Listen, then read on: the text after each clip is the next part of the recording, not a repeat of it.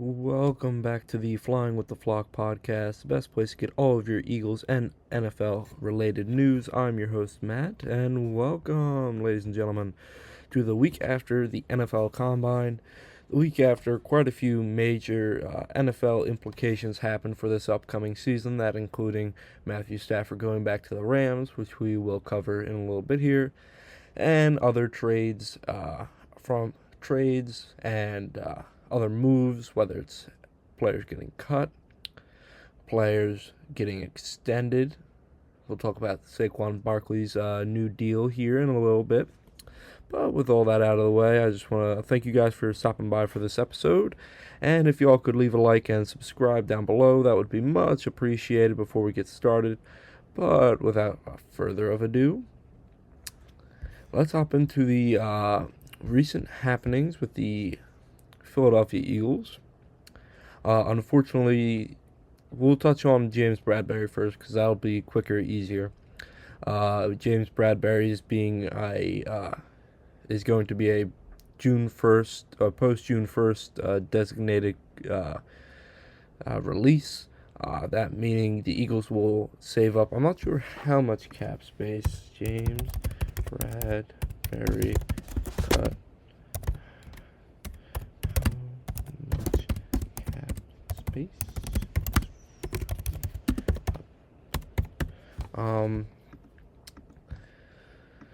So we're saving around $2.1 million in this. He was set to get $5.1 million. We will take a dead cap hit of $3 million, and we'll free up $2.1 million this year, which will allow us to finagle and re-sign some people. Same thing with Darius Slay, which I'll talk about a little bit more in a sec because we could see more of Darius Slay anyway. But we're allowing these guys, both James Bradberry and Darius Slay, to hit the market before everybody else, to allow them to gauge their worth on the market to see whether they want to go play somewhere else or whether they would want to return to Philadelphia on a one-year deal. Eagles have done this quite often with a lot of their veterans that are on their last 1 or 2 years of their career. Especially you saw it with Fletcher Cox, who kept on getting re-signed to one-year deals, so on and so forth. We'll probably eventually see it with, well, we still don't know whether Brandon Graham's going to retire or not. We're going to see it with Lane Johnson maybe in 2-3 years where this starts happening. But as a whole, freeing up, so Bradberry, they cut him, freed up $2.1 million. They cut Darius Slay, they're going to save around $9 million. So that's around $11 million on top of our I think we have $22 million in free cap space, bringing us to around $33 million for this year.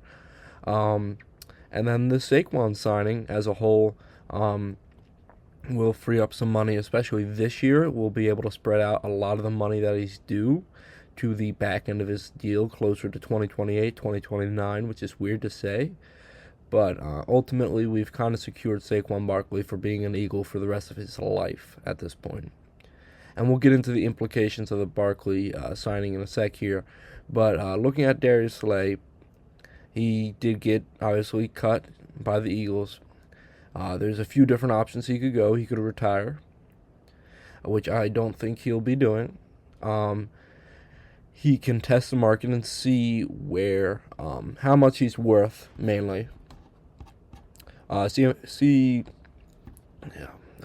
talked about possibly maybe going back to the Lions.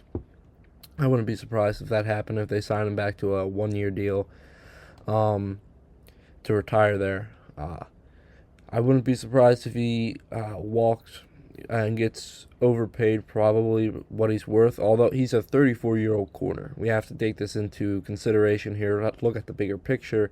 His longevity, especially for the amount of money we were going to pay him, really wasn't worth it. So cutting him is probably the best idea. We save up to $9 million in cap space from that cut alone. He could return to the Eagles. I'm not saying he's not. I'm not saying I don't want him back. But he could return to the Eagles. which wouldn't be a horrible thing, in my opinion. If he returned to the Eagles and he continued to just play, maybe he'd still be the number one corner there. Maybe. But I feel like Quinyon Mitchell has kind of cemented himself as a top-tier corner. And obviously he needs to go out and prove it again, but he's covered some of the top guys quite efficiently. And the way the Eagles do their defense, their corner doesn't follow around. The number one corner doesn't follow the number one wide receiver. Rather, Quinyon Mitchell and Darius Slay stayed to their opposing sides, which isn't a horrible idea. Quinyon Mitchell got paired up against players like Jamar Chase, Terry McLaurin. There's another, I'm forgetting the one Packer wide receiver, but there's quite a few people he got lined up against, and he was able to shut down, essentially, keep them to either 2 or less receptions in a game. So, honestly, if this is goodbye of Darius Slay, obviously we're going to have to decide whether we bring in a corner, re-sign one of the corners that we're going to lose, or allow the next guy up to give it a shot. Me personally, I wouldn't mind Isaiah Rodgers coming back on maybe a 2-year deal to prove it. If he starts to struggle, we bring in a Kelee Ringo or an Eli Ricks to step up and try to prove themselves if Isaiah Rodgers can't. But in my opinion, with this release, it signals to me that we're either going to re-sign Isaiah Rodgers, or we are going to elevate Kelee Ringo and or Eli Ricks to being cornerback 2. My guess would probably be Kelee Ringo. He's more of a physical corner, so it'd be interesting to see how he plays. If we have a shutdown guy and a physical kind of corner to throw guys off of the route, wouldn't be a horrible duo right there. Plus, we obviously have Cooper DeJean in the secondary at nickel. Hopefully, he stays at nickel corner. But besides that, those are the few different ways that the Eagles could go, especially after releasing these 2 veteran corners. All right. On top of that, the Eagles have also extended Saquon Barkley 2 years with around $15 million guaranteed, or no, $20 million guaranteed, up to $5 million in incentives. Obviously, to me, the big thing is that this shows to both players in the clubhouse and outside that if you go all in, you perform the best that you can, and you give it everything that you got, you will be rewarded by this franchise. And saying that is fairly important, especially for guys that in, let's say, free agency, who feel like they got snubbed by their last team and are uncertain of where they should go from here. They're like, hey, this franchise, Philadelphia, they're a winning franchise. They somehow have the ability to pay everybody. And on top of that, if you perform to the highest level possible, they're going to reward you with the money that you deserve. I definitely feel like this is a signal to a player that's been asking out from Cleveland, Ohio, being Myles Garrett. This might be a sign that, hey, and Myles Garrett might see this and be like, hey, if I play up to the best version of myself I have ever in my career, then I can get rewarded with an extension, even if I'm just on my first year with the Eagles. Mind you, this is in the same NFL calendar year as the Eagles signing Saquon Barkley, meaning that in less than a year, Saquon has signed with the Eagles for he was one of the top paid running backs, went for over 2,000 yards, could break the record next year. We'll see. He's probably motivated to break the record next year, but we'll see about that. We'll talk about that as the season gets closer. And is now the highest paid running back because he left it all out on the field. Overall, like I said, this sends a message to everyone around the league and in-house as well, that if you perform to the highest, your highest capabilities, you will get rewarded for that. If you bring in winning success for the team, you will get paid for that. I wouldn't be surprised. Obviously, these moves haven't happened yet. I wouldn't be surprised if we see extensions on players like Cam Jurgens. Cam Jurgens is the rumored one right now. He gets extended, and he's going to be free up some cap space even more, so probably push us closer to $40 million in free cap space.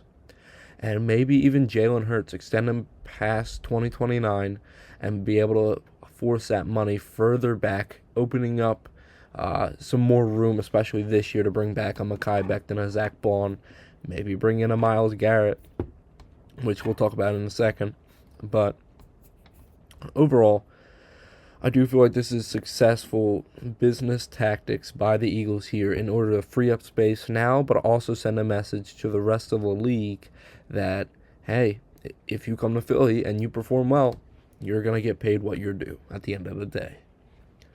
All right, next up, we're going to talk about the Myles Garrett situation. There hasn't been too much updates on this front, obviously, probably with the way that things are going, because it seems like every time that I end this podcast and halfway through editing it, some more news releases in the NFL, like the Matthew Stafford situation, which we'll get into in a couple minutes here.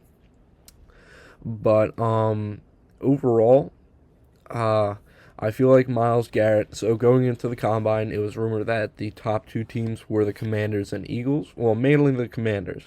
And then it was said during the beginning of the Combine that the Eagles would go all in to try to prevent the Myles Garrett to going to Washington. Fair enough. Smart moves. It shows that, hey, we're willing to go in, all in. We're willing to give first-round picks. What are you guys willing to do? And since coming out of the Combine, it sounds like more and more that the Commanders are backing out of this deal as a whole, leaving the next biggest team and another very aggressive team being the Buffalo Bills. The Bills need a younger defense, and honestly, I feel like they might release Von Miller, so they're going to need an edge guy that can really go out and dominate. This isn't a bad trade for the Bills. Whether they overpay for Myles Garrett is the better question. But overall, right now in the Myles Garrett tracker, it's currently Eagles and Bills in the lead, pushing to get Myles Garrett at this moment. And speaking of players that were possibly going to other teams, Matthew Stafford. So last week I might have covered it a little bit during last week's podcast, but I didn't know enough on the situation to be able to comment on it in whole. But now, a week removed, I was able to do my homework a little bit more, and it seems like so initially what happened was that the Rams allowed Matthew Stafford to seek a trade in order to gauge his worth, especially around the league. Obviously, Matthew Stafford had a number of what he thought he should make. The Rams had a number of what he thought he should make. But just to secure this idea, the Rams allowed him to go out, test the market a little bit, and it was heavily rumored at first that he would go to the Giants, and we'll get back to the Giants in a second here, and then it was reported that he was in Montana with Tom Brady at a ski resort. So everybody thought, oh yeah, here we go, Matthew Stafford to the Rams, makes sense. Raiders want a veteran quarterback that's already been proven. Tom Brady wants a veteran guy that's been there, makes sense. And I thought that this was probably close to being done. I thought if they're already meeting, and reports was that it was going well, then it might already be done. Come Thursday morning, maybe a day or two removed of this entire Raiders situation, where Matthew Stafford sits down with the Rams, and a deal gets done worth, I think, 2 years, a certain amount of money. A lot of the information about the contract specifics are currently not disclosed to the public as of right now. Obviously, when it comes out, I'll probably let you guys know. But it's an extension on his current contract. I believe it's 2 years on top of that. for a certain amount of money that is currently unknown. So, come to find out that Monday. So Matthew Stafford's already re-signed to the Rams, done deal. Comes Monday that the Giants were willing to give everything that the Rams wanted for Matthew Stafford and give the contract exactly to what Matthew Stafford wanted. But Matthew Stafford still went back to the Rams. So I feel like the Rams currently and Matthew Stafford have a respect for one another. McVay and Stafford have a respect for one another where, hey, I want to win. I know this organization can do it. I just want to be paid fairly compared to what other people would give to me. And they were able to get it done. They are currently probably the second most dangerous team in the NFC, only behind the Birds themselves. So, yeah. Interesting saga there for the Rams, but ultimately it got solved. They still have to figure out the Cooper Kupp stuff, but as a whole, they're able to get Matthew Stafford back in LA probably for the last few years of his career and maybe take one or two more shots at this Super Bowl window that they have. Let's see. Next up, well, let's go over some of the top free agents. Now, this list has sort of shifted after looking at it, but now we'll go through some of the top ones, maybe top 15 at most, depending on what time I have here. But at number one, surprisingly, is Milton Williams. It's interesting to me that a lot of NFL insiders have said that they will have to pry Milton Williams away from the Eagles, as if that Milton Williams wants to stay with the Eagles as long as the number is around what he wants. So, rumor right now is that Panthers and Patriots will way overpay Milton Williams to bring him there. My probably best bet would be the Patriots as of right now. Will way overpay Milton Williams to bring him in. He might be one of the first free agents off the market. And overall, I'm not surprised that he's leaving. I just find it sort of interesting that NFL insiders are saying that they're going to have to quote-unquote pry Milton Williams away from Philadelphia. We currently don't have enough cap space to take on Milton Williams, Josh Sweat, Zach Ball, and Mekhi Becton as a whole, and I kind of know that two of them are walking. And my best bets were Milton Williams and Josh Sweat, because those two positions were easy to rebuild at. So yeah, I do feel like Milton Williams walked for the bag, most likely at New England. It wouldn't be a horrible spot for him, especially because they're rebuilding, bringing in a veteran guy on the defensive front that can really get through the offensive line. I would just be interested to see how much, especially over the past year or two, how much of his production recently has been because of the benefit of Jalen Carter. I just want to see that. I'm not saying he's a bad player. He's an amazing player, and I've loved his time in Philadelphia. But I definitely want to see how high his production level stays, especially at a team where they don't have a number one defensive tackle option. Next up is offensive tackle Ronnie Stanley.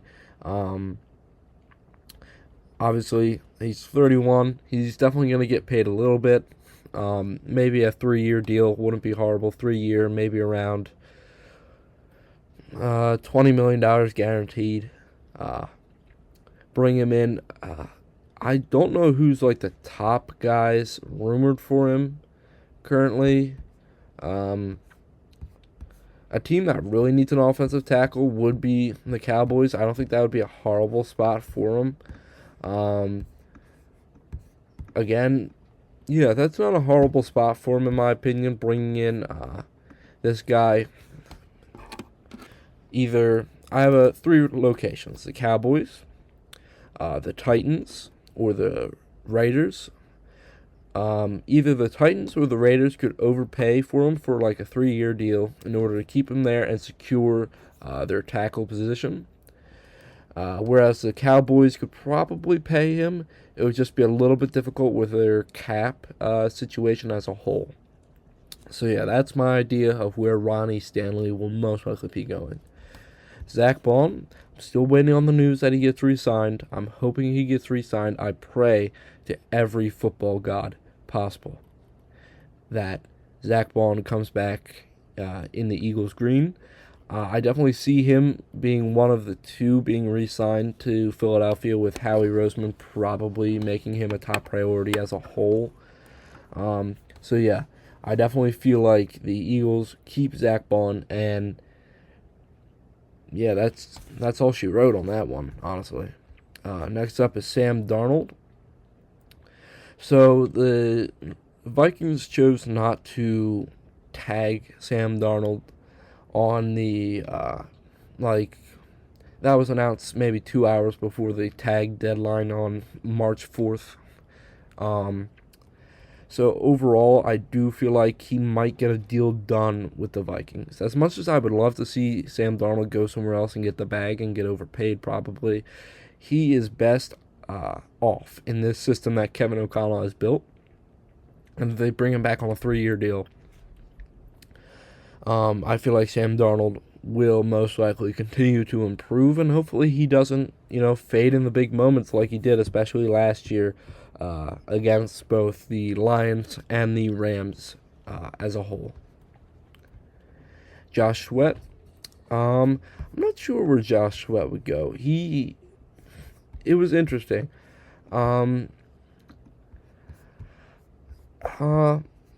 Yeah, I was interested to see this on social media, and obviously this doesn't mean a lot. On social media, I could, they were talking about how Josh Sweat was most likely rumored to be leaving Philadelphia, he commented on that post and put like 5 question marks. Now, you don't do that unless you currently don't entirely have intentions on leaving. I doubt that he'll take another pay cut. He's going to get paid big by some team. I would probably go towards someone like the Bears, who need some defensive help. The Bills, maybe, if they try to bring in a guy that could shore up the edge if they can't get a Myles Garrett. But overall, I do feel like he probably isn't coming back to Philly, only because he would cost too much, especially bringing in Bond and Becton back. Chris Godwin, an interesting one. I do feel like he probably re-signs with the Buccaneers at this point. He's an older wide receiver, signs a 3-year deal, ends his career here. He's coming off a torn ACL, so his market might not be as high, although some teams know the services he can give them, especially with him coming to their team. It's either the Bucs for me or the Patriots will overpay for a veteran guy for Drake May. Charvarius Ward, he definitely deserves everything. It was definitely tragic, the season that he went through, especially with the death of his daughter. So he honestly deserves to be paid well. I don't think he goes back to the 49ers. I'm not sure where the next destination is. I'm not sure where he would go. He definitely deserves a bag. He might re-sign with the Niners. It's not a horrible spot for him to re-sign. He's already there. He already has roots there, but he might want to move on from the Niners because of what they could represent. In that case, he could sign maybe with... I wouldn't hate the Bears signing him, putting him opposite of Jalen Johnson, bringing in another stud on that defense to try to shore him up and allow Caleb Williams to rely on their defense if he can't get the job done. So overall, I do feel like Charvarius Ward leaves, and we might see him up in Chicago this season, but that's just my theory. DJ Reed, young, he's about the same age as Charvarius Ward, but DJ Reed, another corner. He's the second highest corner in this free agency. I do feel like we're going to see him go to somewhere like Minnesota that needs some secondary help, and to bring in a guy like DJ Reed wouldn't be a horrible idea for Brian Flores to toy around with and allow a stud of a corner to cover their top wide receiver, the opposing team's top wide receiver. Devontae Adams, another interesting one. He got released by the New York Jets after not being able to come or not being able to shop him around to any other team. I could see him signing with one or two places. The Ravens, I could see him signing with, or the Steelers, I could see him signing with. Bringing him to either of those locations wouldn't be a horrible idea. I don't feel like he follows Rodgers to where I think Rodgers is going, which we're going to cover in a second here. But I do feel like Devontae goes to another. Well, no, he would most likely go to the Ravens only because they already have a quarterback in place. The Steelers would be my second, but that would be depending on who they bring in as quarterback at the Steelers. Byron Murphy, another young corner from Minnesota. He's definitely interesting. I'm not sure where he would go entirely. I'm not sure where the best fit would be for him. I wouldn't hate if he went to somewhere like the Seahawks to help shore up their defense, especially their secondary as a whole. They might have a couple pieces over there, but if you bring in a young guy and pay him decently to lock down for the next 3-4 years, that wouldn't be a horrible move, and then continue to rebuild that defensive line. Dre Greenlaw is going to get a big payday, I do feel like, by some team. I feel like a team that would most likely overpay for Greenlaw's services would most likely be the Miami Dolphins as they continue to rebuild that defense down there. Not a horrible move by the Dolphins. They're bringing a solid guy who can command this defense as a whole, especially after watching Fred Warner do it at San Francisco. One of the last two here, we have Nick Bolton, another linebacker, the youngest linebacker, and the most to prove, in my opinion, at the linebacker position. There could be a few teams that take a flyer on for his services. One that I could see happening would be the Commanders. Now they're going to lose Bobby Wagner, and they could bring in a young guy to continue to mold underneath Dan Quinn. That's not a horrible idea for the Commanders to bring in a young stud like Nick Bolton to continue to build around. And finally, I'm going to talk about Aaron Rodgers. He's probably been one of my favorite quarterbacks. I have a jersey of his for the past 5-6 years. So, or one of my top favorite. He's not my favorite. Right now, obviously, Jalen Hurts, Josh Allen, Aaron Rodgers is up there. But I do feel like Aaron Rodgers goes to the Raiders. I do feel like after all the Matthew Stafford stuff, the Raiders take a shot at a veteran guy still and continue to build up a veteran presence with bringing in a Tom Brady, basically as their general manager, bringing in a Pete Carroll as their head coach. Both of these guys can appease Rodgers, keep him controlled, and I feel like Rodgers might give them the best shot at winning if they want to continue to build in this direction of bringing in seniority to coach up the players around the younger players around the team as a whole. All right, with all that being done, there's two more players before I get into some other teams need to do, especially this offseason, to help them rebuild and try to take a shot at a championship. I want to talk about two players, one being Deebo Samuel. Deebo Samuel got traded from the 49ers to the Commanders for a 5th-round pick. And although I'm not loving the idea that Deebo's in our division, I don't really care anyway. Deebo has not had a good season since 2021, and everybody acts like he's a top 10 wide receiver when he's probably not even a top 25 wide receiver. Yes, it gives Jaden Daniels another target to hit. Yes, I feel like Cliff Kingsbury could figure out a way to scheme him open, whether it's put him in the backfield, run him out, do stuff like that, screen passes, yada, yada, yada. But as a whole, they're way overpaying for his services. They're paying $20 million for him for the next, I think 2 years.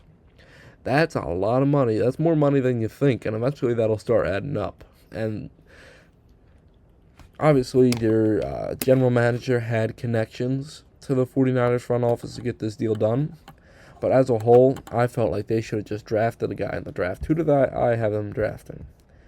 I didn't have them drafting a wide receiver in the first round, but I do feel like, as a whole, they probably should have waited till the draft and try to take the top guy available, though there wouldn't be too many top guys overly available at that position as a whole. So, is it a horrible deal? No. Is it the best? Is it way overhyped, especially by Commanders fans who are they are annoying as dog shit this season. Let's just say that. They're going to be the heels this season to the Eagles. And oh well, I guess I'll just deal with it. But they haven't even won anything. But as a whole, we'll see how this works out. And then I also want to talk about Brock Purdy. Now, Brock Purdy currently is in contract talks with the 49ers. Rumor is that there's a deal on the table where he's getting paid $45 million a year. We're not sure how many years, most likely 4 or 5, I would assume, making him a top quarterback, just not one of the top quarterbacks, which is understandable. I mean, what has he entirely proved? Let's sit back here for a second. When he doesn't have Brandon Ayuk, Deebo Samuel, Trent Williams, he falls apart. You still have George Kittle and Christian McCaffrey. You fall apart. This is either Kyle Shanahan being, let's just say, ignorant of the fact that, hey, I don't have all my pieces here, let me change my game plan, or B, Brock Purdy not being able to handle pressure that well. I definitely feel like, although the 49ers will lock down their quarterback of the future, I do feel like he might become a shackle at some point. Maybe not this season, but in the next 1 or 2 seasons, we might see the decline of Brock Purdy. But hopefully I'm wrong. Hopefully. But as a whole, is he getting paid the right amount at $45 million a year? Yes. Anything more, I feel like that might be an overpay for his services. Alright. So what does each AFC East team need this offseason? The Bills. They need to get James Cook under a contract extension, with him being set to become a free agent next season. This would shore up some weapons for Josh Allen. They already extended Khalil Shakir last week, I want to say, to a small extension, like a 2-year extension on top of his current contract. So they're keeping some weapons for Josh Allen's for sure, but I do feel like they need to continue to bring in some more weapons, but shoring up some of these definite weapons like James Cook, like Khalil Shakir, and they have Keon Coleman for multiple more years, will serve as a benefit towards Josh Allen's further development past an MVP level. I do feel like they need a new offensive coordinator. Now, do not get angry at me here. I'm sorry, but I can't watch the Bills run Josh Allen to the right side of the line twice in a row on third and 1 and 4th and 1 as well, and not convert either of them. We need new play designs. We need a bright idea. Either Sean McDermott needs to take his hands off of the offense entirely, like a Nick Sirianni, or they need to bring in a new guy who's going to completely challenge the league and bring Josh Allen to even the next level possible. They need a top-tier receiver who isn't a diva like Stephon Diggs to come out and help elevate Josh Allen's performance beyond an MVP level, like I said earlier. I wouldn't hate if they took a swing at Devontae Adams. Obviously, Amari Cooper's back on the market, which I don't feel like that is like the perfect thing for them. Bringing a Chris Godwin wouldn't be a horrible idea. Or my dark horse idea would be to trade for Tyreek Hill. You already know he wants out. Bring him in. And although it would be tricky because the Dolphins would not want to trade him within the division, it's just an idea. Maybe try to give a first, maybe 2 firsts, or maybe a first, a second next year, and maybe a player or two, and bring in this number one wide receiver to take Josh Allen to the next level. The Jets, they start off with a good A-grade coaching hiring to reset the culture of the franchise as a whole. Aaron Glenn seems to have gotten some of the young stars like Sauce Gardner and Garrett Wilson to buy back into the franchise in hopes for a bright future of the culture as a whole. They need a franchise guy under center if they want to have any chance at competing, whether that's a sneaky signing like bringing in Justin Fields, which is looking less likely as of me writing this, but if they could bring in a guy like Justin Fields or bring in a bridge quarterback, like maybe bring in a bridge quarterback, not like a Sam Darnold or anybody, but bring in a lesser-known quarterback. Maybe bring in a Jameis Winston. Bring in a Jameis Winston, a guy that can help improve an entire culture as a whole himself as well, and then draft a quarterback like a Jackson Dart, a Quinn Ewers, or a Jalen Milroe. Patriots, they need to protect their franchise guy Drake May by investing into the O-line. You have to do what the Bears are doing today. They traded for an offensive guard either yesterday or 2 days ago from the Rams, and they traded for Joe Thuney today with a 3rd or 5th round pick, something like that. So you need to take a book out of the Bears playbook here and make big trades or sign offensive linemen. Take the top offensive lineman in the free agency at Ronnie Stanley to shore up one side of your line. You may also need to take a big swing on a free agent wide receiver. T. Higgins is looking way less likely, especially after getting franchise tagged by the Bengals at this point. But taking a shot at Chris Godwin would not be a horrible idea for the development of Drake May. Bring in a Stephon Diggs, although he's older. He's coming off an ACL tear. Wouldn't be a horrible idea to bring him back in and allow him to continue to help develop Drake May. Bringing in an Aaron Jones, maybe, to help take off some of the pressure and bring in a solid running back to help take some of the pressure off of Drake May throwing the ball. Could also trade back in the draft possibly in order to build up some trade capital to help shore the rebuild over the next few years. Next up would be the Dolphins. Mike McDaniels is definitely on the hot seat, and the team needs to go to at least the playoffs, if not go deep into them, in order for that seat to cool off just that little bit. Tua needs to take a step forward. Currently, if you were to look at his draft class and look at the 5 quarterbacks taken in his draft class, he is currently probably the worst quarterback in that draft class, and he was taken second out of all the quarterbacks. He needs to take they need to ship Tyreek off. And I'm sorry, I know he said he wants to come back. He's going to come back. They need to ship Tyreek out at any buyer to get some capital while he's still a little bit young to continue to rebuild the team around Tua if he is the guy. Tyreek has always been a locker room cancer in my eyes, especially at the Chiefs. Here, especially with his stunt after the last game. So if you're able to ship him out when the defense can't... I don't know why I wrote that. If you're able to ship him out and bring back some capital for him while he's still young, that wouldn't be a horrible decision for this team. Moving on to the AFC South. The Colts. Shane Steichen and Anthony Richardson are both majorly on the hot seat and need to step up this season. Shane could be as gone as halfway through the season if things don't go the Colts' way.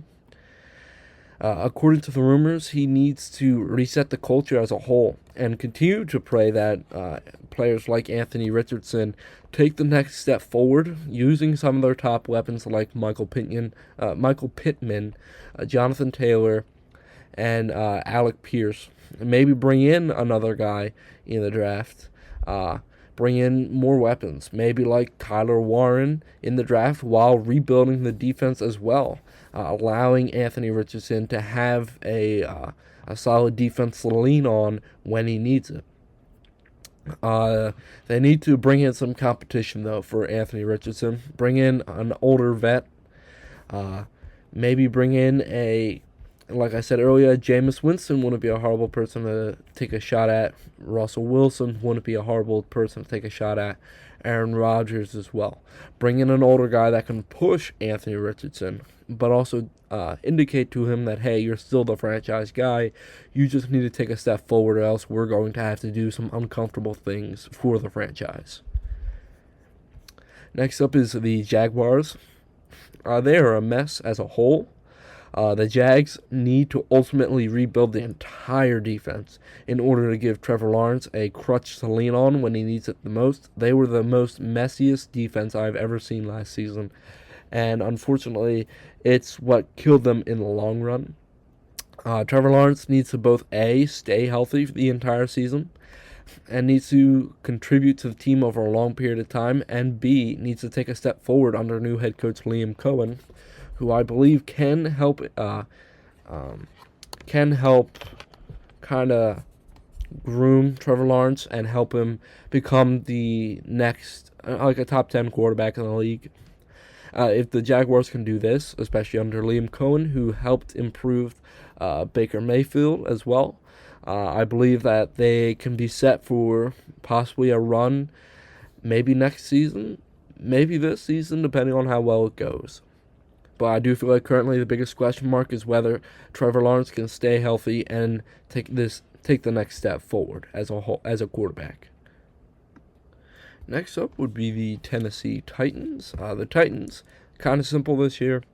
You guys are going to suck probably for the next year, but you should either draft the franchise quarterback with the first overall pick, like Cam Ward, or trade down both for some capital and maybe a player or two in order to build a team around a veteran through free agency. Either take Cam Ward to start building around, or get a cheap veteran off the market, like a Russell Wilson, Jameis Winston, and take the highest rated player on your board in the draft depending on how far you fall back. Simple as that. Texans, CJ Stroud can and has to take the next step into becoming an elite QB. He can do it, but the Texans are going to need to do a couple things. They're going to have to rebuild their wide receiver core, which currently contains Nico Collins and a very injured Tank Dell, who isn't available immediately coming into the season. So they're going to have to bring in a guy that can... who did I have them taking? I think I had them taking offensive line. Yeah, I had them taking offensive line, which isn't a horrible idea either, but they're also going to need a wide receiver, whether that's through the free agent market or whether that's through the draft as well. Or a trade. A trade wouldn't be a horrible idea, but they have to bring in somebody to help pair with Nico Collins. And they need to continue to build up the O-line to help the longevity of C.J. Stroud's career. Maybe trade for a top O-lineman, or try to take one of the top guys in the draft, or sign one of the top guys in free agency. Get a Ron Lee Stanley, trade for a top guy, or take one of the top guys in the draft. I currently have them taking Missouri's Armand Embu from Missouri. So it wouldn't be a horrible idea just to go that route and continue to build around them as well. All right, finally, what every AFC West team needs. The Broncos need to upgrade every skill position possible, that being wide receivers, running backs, tight ends. They could take a swing at running backs in the first round with Amarian Hampton, who really stood out to me during the combine this weekend. As my mock draft said last week, I wouldn't hate if they took Luther Burden III if he is still sitting there at 20. Taking a wide receiver or running back should be a top priority, or taking Tyler Warren if he really falls that far. But I highly doubt that he's going to fall all the way to 20. Bo Nix also needs to continue to develop in order for the Broncos to have a shot at winning the West, which is really possible next year, and a shot to maybe try to win it multiple years in a row. But he needs to continue to take steps forward and develop as a good quarterback. He was a highly underrated quarterback last year, I will say. I didn't talk about him enough, but I do feel like could become a top quarterback in the league if he settles down and just does his job as a whole.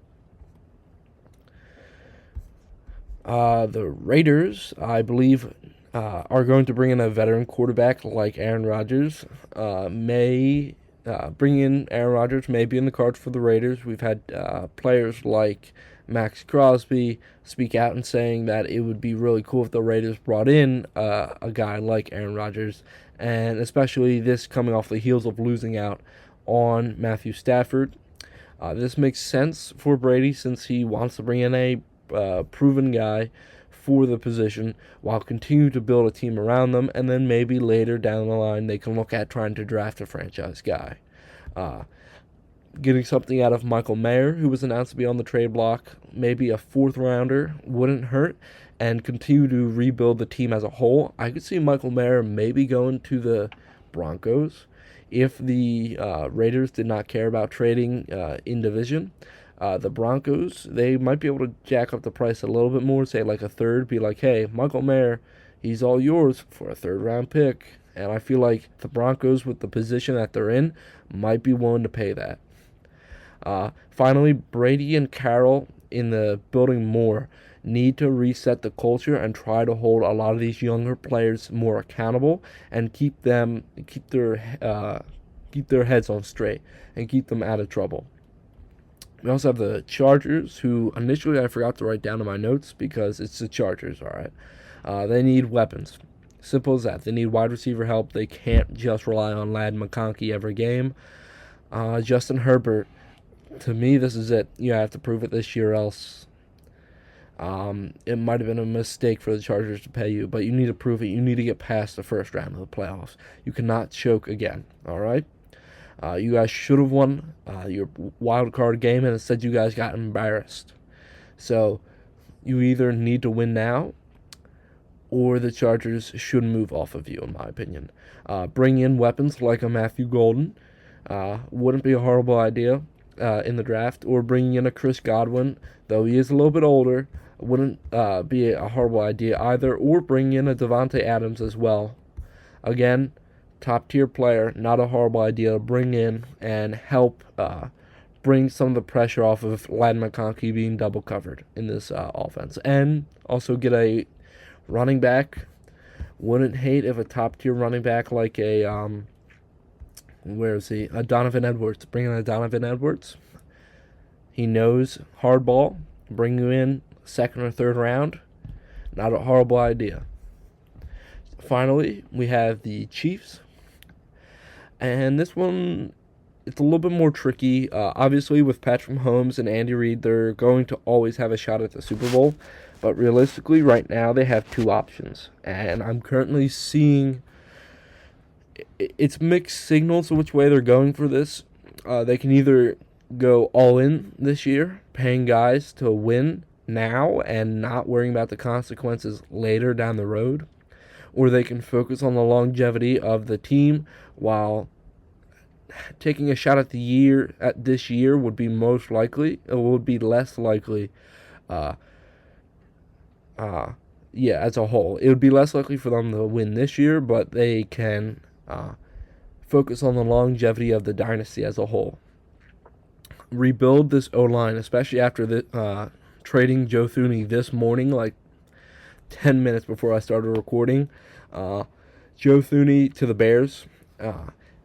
An interesting trade. You're seeing how the Bears are going all in to rebuild that offensive line, which we'll talk about the Bears maybe next week. But having no one at the left guard and left tackle position is slightly concerning, so bring in a stud guy either through the draft or through free agency in order to shore up those positions. All right, so that's it for this week. Next week, I'll cover quite a few of the NFC teams and what they're going to have to do to continue to rebuild, or if you're the Eagles, what to do next. Uh, but with all that being said, we're just getting started here, folks. Things are starting to get crazy in the NFL landscape, and I know within the next 2 weeks, the NFL free agency period will start, and we'll be off to the races, ladies and gentlemen, and things are going to get crazy, I feel like. Maybe even weirder than last season. So we're going to see what happens. But with all that being said, hope you all have an amazing rest of your day. And remember, go Birds.